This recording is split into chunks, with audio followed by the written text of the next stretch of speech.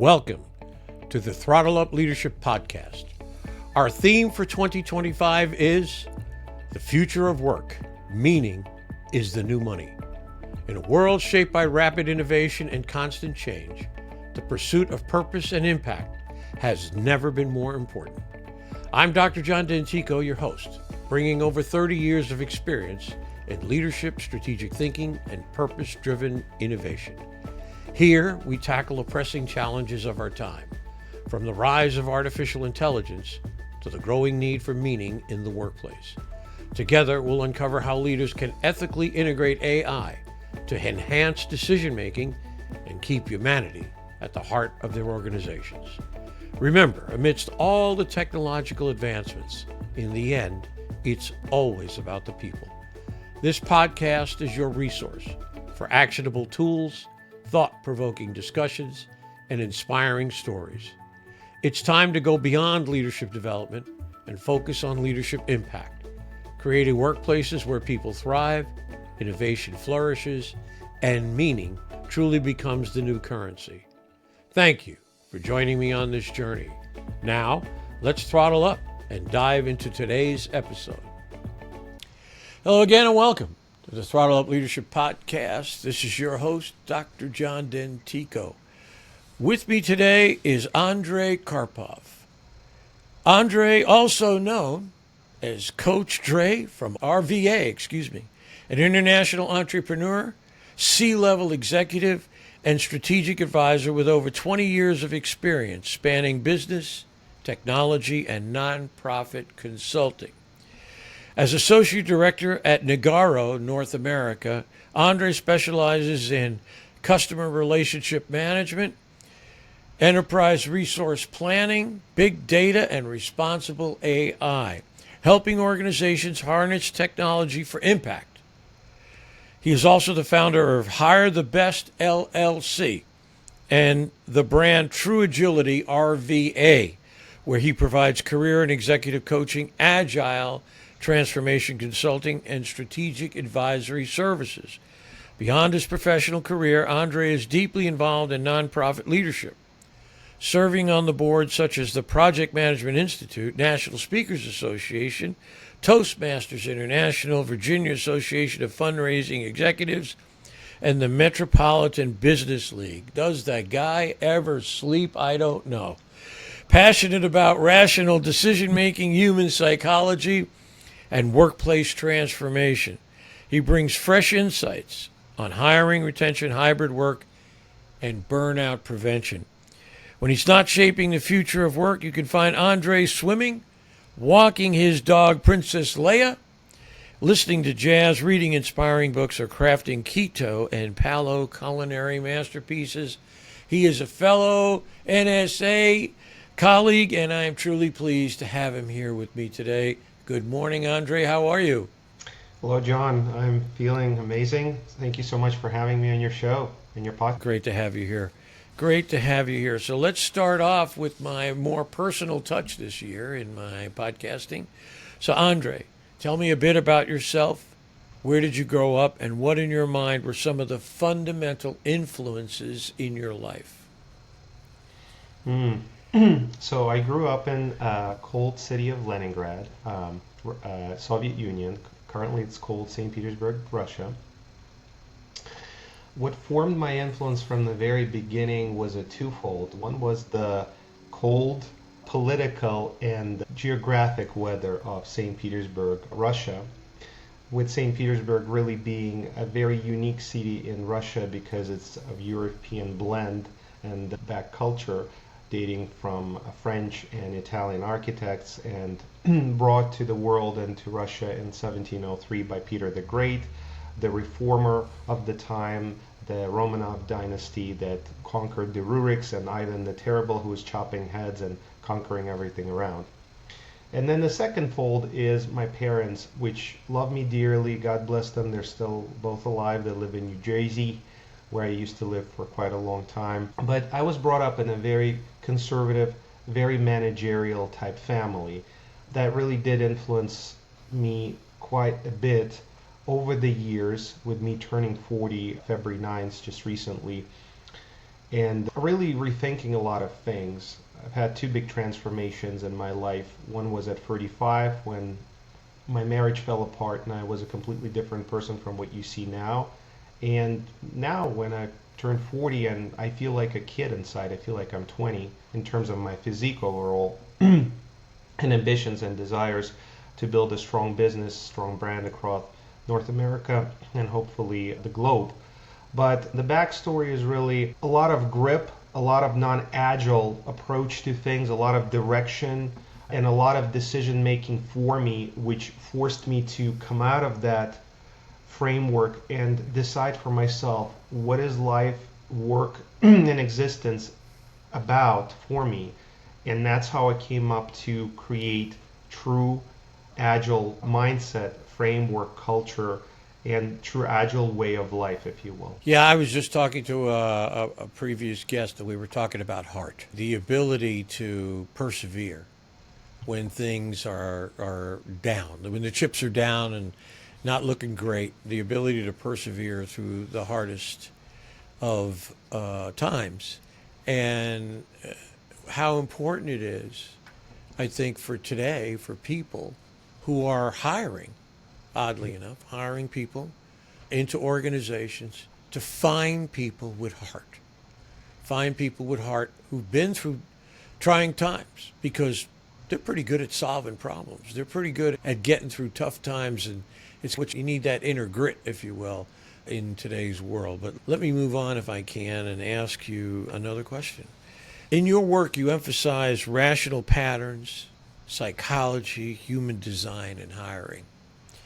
Can you walk us through a key principle or strategy that leaders often overlook when building great teams? Absolutely. So one of the lines of business that I'm developing for quite a while now is reverse engineering approach to helping people find their dream job. And reverse engineering is the most important component here. I always mention that both to candidates and to employers. What that entails is the idea that we're centered around humans, around the heart, around the soul, around the mind. Humans are very important. That's where the human design principles come in place, and that's still a pretty young discipline in this field. However, it is a recollection of a lot of many different things that have existed up to date, which is psychology, sociology, philosophy, which I personally love probably the most, logic, finding and trying to find rational patterns, which a lot of people don't want to look into. But when it comes to specifically decision making and leadership, I wouldn't even call it leadership if we're questioning humans as a whole. I would call it more management approach. But the commodity-based approach to hiring, that's really the problem. We need you to do this, and we're going to pay you this much, and we need you to show up here at this time, and we need you to provide this report, and know that this is how we're going to do it. Completely inhumane approach to everything. With so many different things that we speak these days about, everybody's yapping about politics, about different socioeconomic traits of a human, what you need to do with your body, what you can do, what you shouldn't do, what you can say, what you shouldn't say. I respect everybody in terms of do what makes you happy, as long as you don't intervene into happiness of others that have their own individual way of looking at things, and as long as it has, in my humble opinion, based on objective grounds, not subjective in this particular case, rational reasoning for the evolvement of yourself and the society at large, then I'm totally fine with that. Everything else is propaganda, and I know this word very well, having been born in St. Petersburg in Soviet Union and having lived in Russia, having worked in Putin's Russia for a US company, having formed the vision of libertarianism and freedoms in that country, being oppressed and almost getting imprisoned and even almost getting killed. I've even had those kind of situations in the past. I'm nowhere near the level of Navalny, but I understand very well what he went through, and I'm deeply saddened that he's no longer with us, as is Boris Nemtsov, which was probably one of my favorites and could have been a wonderful, great, true, firm, but libertarian ruler of Russia, which we'll never get to see, unfortunately. treating employees with respect, treating them as entrepreneurs and not employees, giving them flexibility and autonomy to be able to carry out their functionality in a sense that we're not focusing on their functionality, John, but we're focusing on the minimum viable product. And that's where Agile comes into place. That we're not crazy about the idea that we have to get everything done by this time with these deadlines because we're being paid by our clients. So clients treat inhumanely companies, and companies in terms of their leaders that call themselves leaders treat inhumanely their employees that they hire to be Muppets in front of the companies that are their clients. That is all screwed up, like really badly right now. And some will say it's a form of capitalism, that's how it just is, pal, sorry. No, it's not. There's a way to conscious capitalism. There's even an organization about that. There's a way to social entrepreneurship. And I'm a living example of that. I'm one of the many whose voices are not fully heard in the community because, again, the world is busy with trying to decide who's better, Trump, Biden, Mickey Mouse, and so forth. But and Mickey Mouse, by the way, I usually write then Mickey Mouse when I go and vote when I'm unsure what to do with this mess. I just get a laugh out of it. I take a photo and then I post it and say, yeah, I made a great choice. Unfortunately, nobody else is going to do that. Or some will, but I won't know about it. But the truth is, we have to grow up. We have to grow up to the point where, and this phrase is attributed mainly to Steve Jobs, where we hire the right people, and right people are those that have strong values and they associate with an organization that also has strong values that they research, and they want to create great products to impact the lives of people, to enrich the society, to leave a footprint. People will remember you by how you made them feel.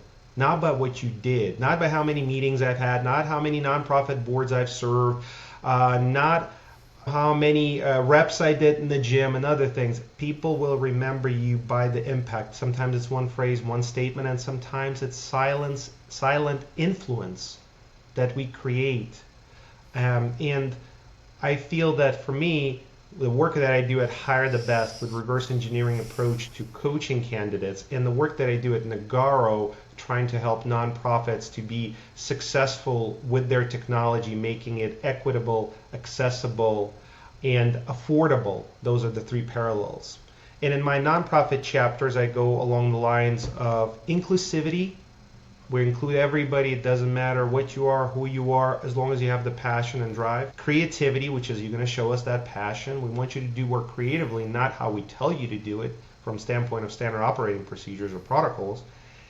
And productivity. That's what productivity is. If you enjoy what you're doing, if you do it for the sake of creating impact in your life, you being one of the customers that would actually use it, and others that you care about. So I'll stop at that because I can rant on that particular topic very long. No, I absolutely agree. I mean, my theme this year is the future of work. Meaning is the new money. And if you're not creating a sense of meaning, which from where I sit is the single greatest motivation force on the planet. People want to have impact. They want to be listened to. They want to matter, and they want their work to matter. And if you can't organize the company to do that, to create, in a sense, to create that kind of environment where people come to do their best work every single day, you're missing a bet. You're just missing a bet. And it's like building a bridge from both sides. I've talked about this in different ways on past podcasts. It's not only that the people want to look for an organization whose values align with their own, but they can't align with that organization unless they're truly have the ability to articulate what their own values are. You got to build that bridge from both sides of the river. And one of the benefits, I'm sure this is, if you are able to articulate that, and the way I say you do it is in a simple one-sentence mission statement, that's a good start. Okay? This is who we are. This is what we do. This is where we're going. You want to go with us? Here it is. And to be able to articulate that in such a way that people can connect to it, allows the people you're hiring to make a values-based choice, and perhaps, we hear about this all the time, stay with the company for 5 or 6 years, because maybe that's the best you're going to get, 5 or 6 years out of a person, because they'll move on. Not because they don't like you, but because they feel it's time to move on and try something different, or again, with this entrepreneurial spirit, do something different. So I absolutely agree with you. And if I just add Go ahead. I'd like some reflection on that. Yeah, I love it. If I may just add there real quick, and what we're trying to do at Hire the Best, for now, mainly me and my dog is the board owner, and I'm the main vizier of this vision. But of course, I have a lot of partners and synergies around me. The whole idea is hire the best people in your local network. That's our mission statement. That goes again 2 ways. We hire the right people for ourselves, the best people for ourselves that can help us achieve maximum efficiency and impact. And for our clients, we hire the right people for them, the best people for them. Some people have told me in the past, when I originally came up with this idea in 2019, pre-COVID, that's too cocky, man. That's not going to fly. And the first resource that I offered to the market was me. So I was walking around with a business card that had a person in a suit and a light bulb instead of a head with light shining. And the idea was that we're offering vision, we're offering creativity, we're offering impact. And when I spoke to people, some people said, you left an impact on me, I'd love to speak to you more. And I was in job transition back then. They said, can you send me a resume? And I said, I have a better idea for you, because I'll send you a resume, but you get probably a lot of emails and everything. Here's my card. And I said, oh, I like your card. What is HireTheBest.net? Is that the staffing firm? And at the time, no, it wasn't. So I said, no, that's a link to my resume. I said, link to your resume? I said, yeah, you can go right now on your phone and you can download. And they went there and PDF comes up from my Dropbox or OneDrive, whatever I used at the time. And they're like, oh, this is cool. Just send it to me just in case anyway. I said, but it's not on your phone. You already have it. You're talking to me, right? The resume is supposed to do what? And they're like, the resume, and then I told them right away, I said, the resume is supposed to make you pick up the phone and call me. I have news for you. I'm right in front of you right now. And we're talking in an informal setting, and they were sipping their wine or beer or whatever. And I started telling them a little bit about my vision. I didn't tell them about, hire me, this is what I can do for you, I can change the world. I just told them about myself. People hire you, as I figured out over time and talked to different other experts in the field, by how you make them feel. They will hire you because they want to have you around. And most of the time, people that get hired, they're not ultra experts in what they do. They're really good at communications. They're really good at informal leadership, binding and building the team together. That's what Scrum, the framework that I'm certified in and I teach nonprofits, is about. It's about bringing together informal leadership, creating facilitation in a meeting, creating minimum viable product, maximizing work not done, decompressing anxiety. Scrum, in a formal sense, it is a pretty rapid, iterative approach, and some organizations have come to use it in a very neurotic fashion, bringing it close to waterfall, which is the conventional step-by-step, and sometimes when people get to the last step, they realize that, oh, there is no value, we spent a lot of money, and you know what, this project was a failure. With Agile, if you do it the right way, you'll never run into this situation, because it's a people's framework. It's around human design. It's around really understanding each other. There's different pivots of Scrum that are Scrumban, Kanban, Lean Six Sigma, and so forth. It's a way of living. It's a way of life. That's why we call ourselves Agilists. And in the case of True Agility, RVA, which is the brand that HireTheBest markets the framework under, and RVA is a big component of that because it was born in Richmond, Virginia, right? We strive to really instill the idea that it's true Agile. It's truly the right way to run Agile. And those that say it's cocky, it's wrong, why do you think you have the right to tell people how to run Agile if they run Enterprise Agile at scale, which by the way I'm certified in as well. But it's not about that. It's about your understanding of why you're here, how you're going to do it, and what you're going to do. The Simon Sinek's golden circle, which I talk about as well.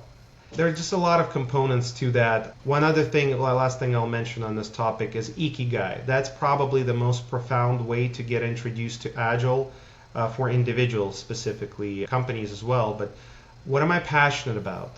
That's our first conversation that I have with my career coaching candidates before we go into, can you help me find a job? And the answer is really quick, no, I can't. Because it's not about tomatoes or potatoes.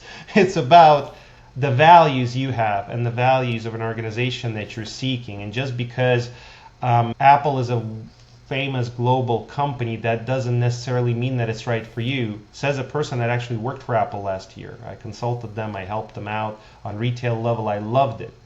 Are they absolutely a perfect company? Like any company, they have things to improve on.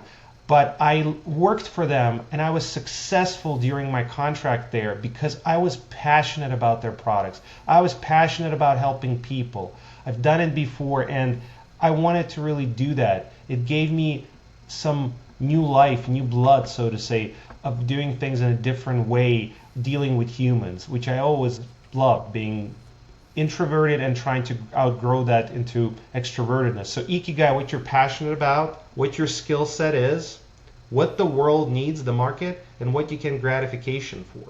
All of these are important and they go into cycle. And to achieve the equilibrium, you have to look at the full spectrum. And sometimes people misread these sectors. For example, gratification. How much money are you paying? Do you have benefits? Can I work remotely? Can I take vacations during the year? Can I not work on Friday? Is that your gratification? Is that what you really want? Because I have news for you. It will come to you if you focus not on what you can get, but what you can give. You have to provide value in the universe. The universe is very fair. It's very balanced. And if you don't provide that value, you can ask all you want to be the Prince of Monaco. You will not achieve that objective because you're asking for material gains. And the universe is a matter of energy. And money is a tool. It's not energy per se. It's how you use the money, what energy it creates, what impact it creates. That's why you see so many successful people that a lot of people are jealous of, unfortunately. Instead of modeling them for success and understanding, you see a lot of them being dressed very simply, behaving in a very modest, humble manner. Why do they do that? Are they trying to conceal something? No, just because they know that all of this is here with them. Now it can very quickly evaporate if they change and become money. It's not about that. Yeah. It's interesting. When you talk about people and the focal of people, I think in the world we live in today, certainly, I've arrived at this place where I say I've been waiting. It wouldn't be wrong for me to say I've waited for 30 years for this moment in time. And the reason is because all the leadership models that we have used, the carryovers from the industrial era, are being shredded right now. They're being shredded. I can just point to two reasons. Number one, the aftermath of COVID, where people now are searching for a greater sense of meaning in their life, I just don't want a paycheck. It's not just about paychecks for me. It's just about what's my impact, what am I doing with my life, how does it affect me personally.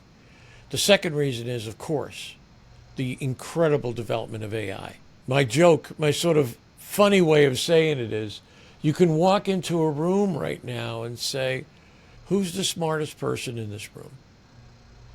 And you might have, years ago, it used to be the CEO. The CEO had all the information. The CEO had all the latest knowledge. But today, it's a lot different. You may have a junior person who spends 4 to 5 hours prompting different AI tools and has a much more, if you will, complete perspective of things that are going on in his world or her world, in the business world, or an area that they're in fact involved with. So this notion that leadership is about position is gone. We now recognize that leadership is an influence relationship and that anyone can have influence in the dynamic. And then, of course, bringing all these people together into a collaborative that can actually move an organization forward at the same time that they're gaining a sense of achievement, at the same time they're gaining a sense of meaning in their work. I'd love to get your reflection on that. Absolutely. Everything you are mentioning is resonating strong with me. Informal leadership is a way for you, not being in a formal title or position, decide for yourself, hopefully early enough in life, but it's never too late as long as you realize what your true calling, what your true meaning was, and form your own karma. I don't use the word destiny because that still has connotation of what's meant to be is meant to be. But as long as you define that, then it will be meant for you. But really you need to choose. And there are some people that say, why do I have to choose? What if I just want to live a life of not choosing, just relax and just get by? You can't, unfortunately, or fortunately, actually. Why? Because the way this system is designed, cold life, that we're born into on planet Earth, we're not talking about religion in particular, politics or anything like that. We're talking about simple, basic, getting by, if you will, is you have a monetary system. And unless, and even though that's not a good example, but let's just say unless you are born as an heir to a throne, or you have a lot of rich parents or relatives, whatever, you have the loads of cash and you're isolated on a Virgin Islands like Richard Branson, but again, not an example, but just saying. Yeah, maybe then you can get by somehow, unless a tsunami hits and then you got to figure out who to call. But the truth is, we're all equal in a standpoint of we're all in the same system, we're all part of a game. When you grow up, you realize that actually this is a game. It's not the best game, it's a very challenging game, it hurts at times, and sometimes it can be very rewarding. But it is a game that you have to play. There is no choice for you to play or not to play this game. And you have to try to excel at this game if you want to be successful. Now, what does success mean? Success is really, as I see it, again, defining important values for yourself. Now, values of impact are important. Values of transformation are important. Values of continuous growth are important. But at the end of the day, when you fall dead asleep and you're tired, like what you started with the interview with when does this guy sleep, right? The thing that you think about,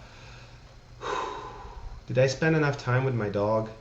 Did I have a chance to read something I like? Oh, I have this steak in the fridge that's getting bad that I wanted to cook and really just try something fun, new culinary recipe. Oh, by the way, I wanted to go and see a cherry blossom in DC. Oh crap, I missed it this year again. This time I'm going. But it's like you think, what is that called? And people don't know how to codify or define these things. It's called happiness. You want to be happy as a human. And some people take it to extremes, like I want to be happy. But the truth is, happiness and impact and self-transformation can go alongside. Are you happy if you obtain a certification in a discipline that will help you grow professionally and you feel good about the fact that you were able to go through rigorous tests, learning, and now you have a skill set? Of course, it's naturally. What are you going to tell yourself? That, no, it took me so long. Are you happy if you help someone, if you hold the door for an elderly person and they pass by and they thank you? Are you happy if you come up to a woman, you have the courage, even though our society right now deprives us from this idea, but things might be changing, let's just put it this way without getting too political, and come up to a woman that's carrying very heavy bags and her posture is incorrect, and I know this since I have had back problems, so for me it's very important. And you come to her and say, Miss, is it okay if I help you? I just feel really bad that you're carrying all these 2 bags. Do you mind if I take one of them? What's wrong in that? But our society oftentimes tells us that everybody has the right to carry their own bags. Everybody is strong. It doesn't matter what gender you are. But then there's common sense. Then there's logic. There's camaraderie. There's humanity. So a lot of the things that the populists, let's call them this way, are preaching right now to the world, and our world is rapidly transforming, especially with AI that you mentioned, data, automation, and some things that just colliding people together. They don't make sense. They really don't. AI for a second. Let's talk about that. So Nagarro is one of the leaders and pioneers in AI, and we create chatbots in the nonprofit space, helping nonprofit fundraising executives and managers to be effective at their daily jobs through responsible AI and automation workflows. Now, we do recognize when we create these mechanisms and models that this is to help these people. This is not to replace the enormous creative nature of a human mindset potential that, on average, according to studies and from what I see in everyday life, at times, we utilize 10% at the most. People just don't want to pump their brain, not through certifications or even education or PhDs. I know you're a doctor, that's awesome, and you can tell right away when you're talking with someone that they got their doctorate for a reason, right? They really stand behind it, they have the passion. But when people get it because I'm going to prove to the whole world that nobody in my family had a PhD, but now I have it, I'm the best. Hey, let's go. Okay, what are you trying to prove? Are you seeking social validation? Why? You can do that on Instagram and Facebook, but that's not going to make you happy.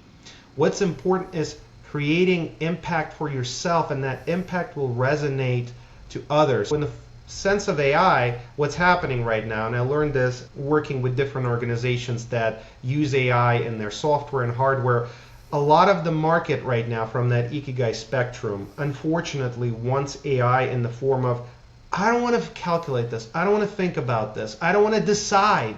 That's a very dangerous area. I don't want to decide. Tell me what's the best approach. And that's crazy because your leadership, cultivating leadership, what we spoke about before that, or cultivating followership, cultivating determination, agility, and decisiveness as opposed to conformism. A lot of people look at Agile that don't know Agile well enough from the standpoint of mindset and culture, and that's something I focus on as well for them, is you need to be Agile, just accept this. No, you cannot say you're Agile and accept everything that comes your way. You can translate it into what makes sense for you and make the best out of it, and that's how you adapt and inspect, which are big parts of Agile. Inspect and adapt, but create value. Instead of saying, I bow in front of you, I'm Agile. You're a conformist.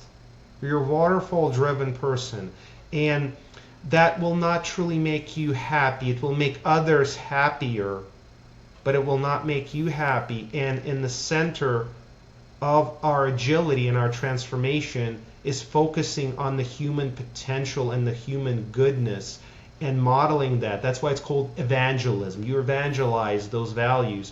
You make sense out of it, and others pick up and they become your followers and disciples, if you will. Again, a religious connotation, but if you look at it from a broader picture, there's nothing wrong with that. That's just strong servant entrepreneurial leadership, if you will.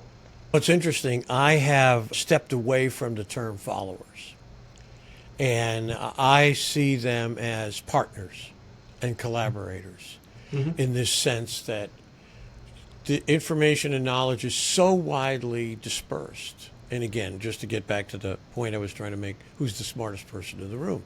We don't know. We don't know anymore. So the fact is that for me, followers has a pejorative sense to it, is that, and as a leadership guy, I don't necessarily want followers. I want people in here with me, helping me make decisions, helping me move the organization forward, helping, in so doing, providing them, again, this sensibility of meaning. For me, the center of the world begins in meaning. If you can create meaning, you create great motivation. The rest of it, you can, health benefits and money, that's important, don't get me wrong. But people want to have a sense that they matter to the world. Their work matters. They matter to their families. They matter to the people around them. And if you can do that, if you can provide that basic layer, then in a sense what's happening is you're really providing the great impetus to move an organization forward in collaboration, in partnership with the people who are there with you. So let me move on to another question if I can, and we can go from there. Many professionals dream of transitioning into entrepreneurship. What's the biggest mindset shift that separates successful entrepreneurs for those who struggle as you have traversed that boundary? Absolutely great question, John. And to pick up on that idea, it just flows right directly into that question of followers as opposed to partners or visionaries or collaborators. Absolutely agree with you. We do have to recognize sometimes that people are not ready to call themselves collaborators or partners. And the reason they're not ready to call themselves that hybrid stage, I would say, between a follower and a leader or co-leader or entrepreneur, if you will, is because of the fear. Fear is the biggest thing that drives humanity. Fear of COVID, fear of nuclear war, fear of growing and becoming a CEO of a company, fear of being promoted, and the other way around, fear of not doing something. And usually when people use a negative connotation, that usually happens. If I don't send my report to my boss by the end of this day, I most likely will be fired on Monday. How about this? If I send my report on Monday morning and explain that I was busy on the weekend with my family and I also wanted to take some additional time to better prepare it so that I would give a better summary on Monday. Are you afraid of that? People are always afraid of something, and that's what unfortunately drives a lot of decisions as opposed to opportunities. People usually buy on the opportunity of gaining something or in fear of losing something. And good marketologists or marketing professionals, they know how to drive that psychological decision patterns. The biggest thing that prevents leaders shifting into entrepreneurship is, again, a twofold. The system is designed to keep you, again, I don't know what word to use, but I'm just going to use what resonates the best with me. It's a form of corporate slavery, if you will. So when you hire someone, you are enslaving them to the idea of someone's vision. And they are agreeing to that for the money that they're being paid. But they're also agreeing to that, interestingly enough, from studies, that they don't want to become a leader. Have you heard a lot of people say to you, I'm sure, I don't want to be the manager. I don't want to do that. I don't want to be responsible for this. No, God, no. I just want to do my little thing. I want to take my lunch break. I want to go home. I want to have my beer. Like, people are very, I don't want to be judgmental, but I'll say they're very constrained in the way they look at it. The vision is very narrow. And true leaders and visionaries and entrepreneurs, they understand this very well. And they have a choice, natural choice. Okay, you know what? I'm going to pause my business operations here and I'm going to train them how to be leaders. Nonsense. Who's going to do that? It's like you're offered once. Can you do this job? Do you see potential for improvement? Do you want to become potentially a partner? And do you want to do this together? And some people will say yes, and they will intervene and say, you know what, I know exactly how we can do this. Let me show you a plan and tell me what you think, and let's evolve on this. So they're collaborators. They are synergetic. They're thinking outside the box. They're taking initiative. True leader will not have fear to allow his or her employees to self-evolve and transform into the state of semi-entrepreneurs, which is basically someone working for a company but realizing that they could be an entrepreneur within and doing something on the side with the company permitting them to do that as long as it doesn't conflict with the nature of the company, of course, in a reasonable way, or giving them enough autonomy for them to enjoy their work so much within the company or their team that they don't even have to think about entrepreneurship because they have the freedom. They have the ability to be passionate about what they do. They have autonomy. They have all the tools that they need. Nobody's giving them nonsense or BS about this and that. They don't have to seek approval for every single decision they do. There isn't micromanagement. And we're focusing on productive work. I can tell you this much on a simple basic spectrum. If an organization is not bashing you or not looking at you in a weird way, if you're sending an email at 4 a.m. to your team like I do, because I work around the clock supporting Asia, Europe, in the United States in different ways at Nagarro and with some other customers, then you're probably with the right customers. You're with the right clients. You're with the right company. Because nobody should tell you how and when to do your work. If you need improvement feedback, seek that feedback. If you need additional courses, get them. If you have a question, ask that question.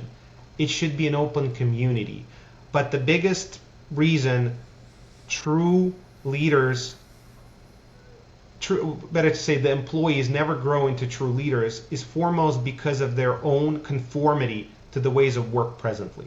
It's not because these employers are so horrible, they lay off so many people, they don't give us opportunity to grow. You're accepting what is given to you without questioning it or without searching further for what you were really meant for in life. Yeah, it's interesting.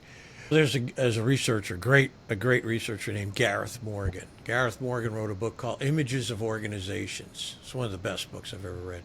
Mm-hmm. And he goes through the history of bureaucracy.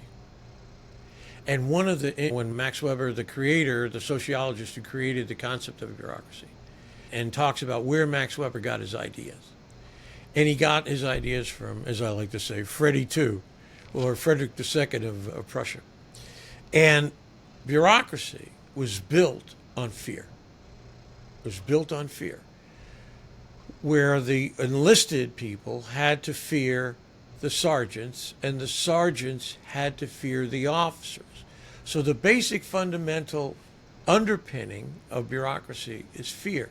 And of course, this was at a time when people are coming off the farms and looking for work in the cities in the early 1900s.